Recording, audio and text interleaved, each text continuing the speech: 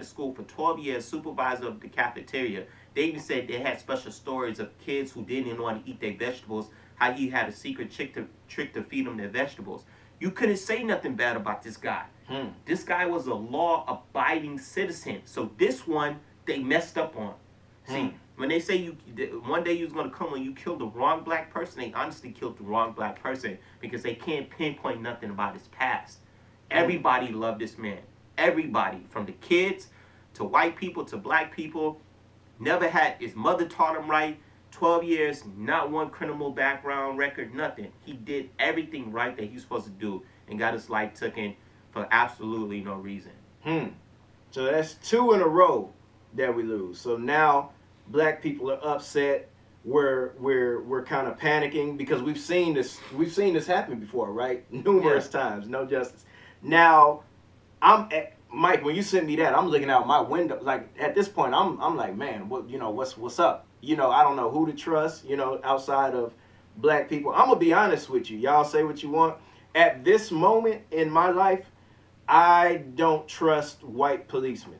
That's just me. Maybe I don't hate. That's just me. I'm gonna be honest with you, man. I'm with you too. I just gotta be totally honest. Like I'm nervous of getting pulled over and you know what I mean, especially for me, because I don't talk about anything that I have, but I drive a nice vehicle. You know what I mean?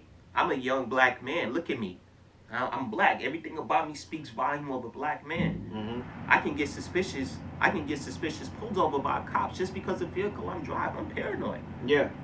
Yeah. I'm with you 100%, man. And I don't trust white policemen. And I tell you what, that's me stereotyping because there are good white policemen. But what policemen are speaking up about this, Mike? What policemen are speaking up and saying, hey, no, that guy and that guy who killed these two, they're wrong. I don't see that, man. I see a lot of people justifying it and trying to hide behind, what do they call it, the thin blue shield. You had a lot of black cops now, especially the black female officer who went viral with her speech, come out and say like, yo, this is wrong. And even the governor, to go back to touch on Castile, the governor of Minneapolis said this will never happen if he was white. You know what I mean? He even said that. And he's a white governor. True story. So with that being said, they have ruled the case a homicide case. So that doesn't mean nothing, y'all. So don't get too excited. But they have ruled it a homicide. That's the first step. But it still has to go to trial. And we all know how the justice system has proven in the past where these guys have gotten off, even with videotape. So that is still nothing for us to get excited about. But at least they have did the first step by ruling it a homicide, so we can go to trial. We just hope that the justice system prevails in the end. Oh, yeah. Okay. So these 2 incidents happened, right? Black people, we're scared as hell. Men, we scared as hell. Black women, they're scared for their men. Friday, there's a peaceful protest, and then a sniper kills 5 policemen, like 5 white policemen. Now watch this, people. All of a sudden, everybody cares now. Whoa, it's just not black people panicking anymore. Now the whole world cares. Now white people care. Now it's we need to stop the violence and all this. But why did it take 5 white policemen dying for you to care? Can you answer me that? That doesn't make sense to me, man. Why is it that, and watch this, Mike.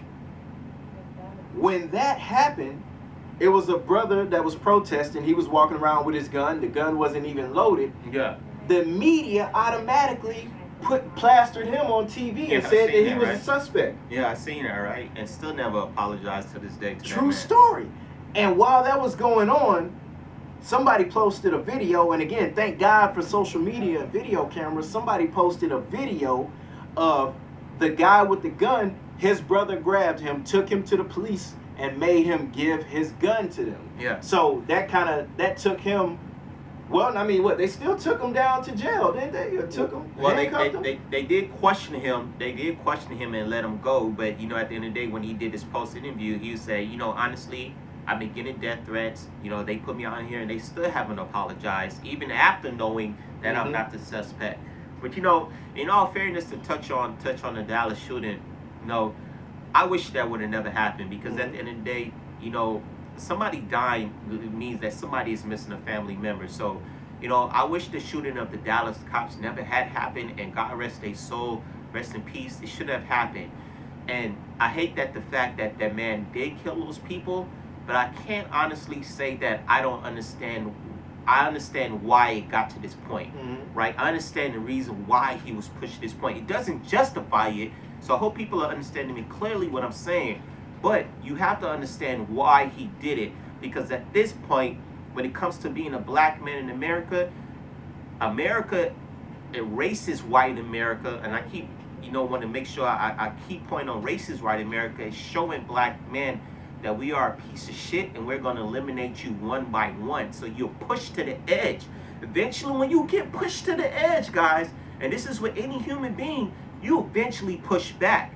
So he shouldn't have done it. And God rest the soul to the ones that died in police officers, because we understand not every police officer that died, in that situation was probably racist. It was just an unfortunate situation. But I do understand the reason what happens when you get pushed to the limit. You eventually have to push back.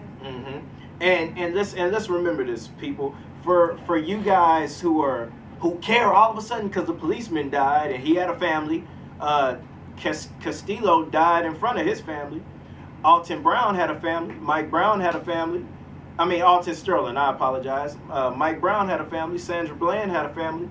See, you don't care about our families, right?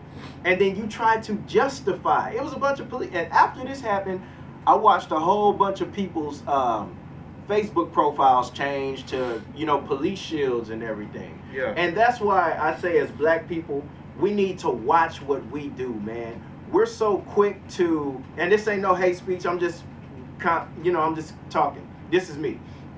We're so quick to, when Paris has a tragedy, RIP them, but we change our profile. With the Orlando shooting with the homosexual people, we change our profile. But nobody wants to change their profile to represent us, man. Black people be the only black people be the only people that's really out there repping for our cause. Now, there are people outside the race that also rep for us too. Absolutely true, though. People what happens is that people don't need no justification what happened in Paris and Orlando. At the end of the day, everybody agrees this tragic situation, but people want justification of what happened to us dying. Like, isn't that something? They want to tell you why that man deserved to die. Yeah, and that's the funny thing about it, man. It's like, yo, 1 + 1 is 2. Like, what do I really have to justify? Yeah. I have to justify me being black? Yeah. I have to justify, like, me being a man of brown skin? Yeah. I have to justify me being an African American? Yeah. And it's sad, man. People want to bring up past pictures and all that. No, this is why he died. He was a criminal. Cool. Put him in court then. If he's a criminal, let him fight it out in court. Even with Alton Sterling, when they bring up the sexual case, whatever, people got to know facts. The dude was 17 years old. His girlfriend was 15. Him and his girlfriend even stayed together after that and had a kid. Yeah. Like, that was his girl. And I don't give a damn what nobody say. There's plenty of people out there who dated people when they were 17 and 15 years old. Let's just keep it real here. Like, that's the part that be mind-boggling, when people just throw randomness out there without even knowing facts. Like, no facts before you are just strictly judgment. And then the guy that supposedly did the shooting, the sniper or whatever. Oh, that's another one. When they put him on TV, they put him in a dashiki throwing his fist up for Black Lives or Black Pride or whatever. Yeah. And it's just he was in the army, right? He was a sniper. Y'all couldn't find one of his army y'all know pictures. He fought for America in Afghanistan. And people. So what does that say, right? Yeah, man. It just, Mike, we live in this country. It's jacked up, Mike. No, it's been jacked up. It hasn't been. Look, if you're a foreigner who came to America, it struggles. But if you're a black person who was born in America, raised in America, and you still get treated like that, it's mind-boggling.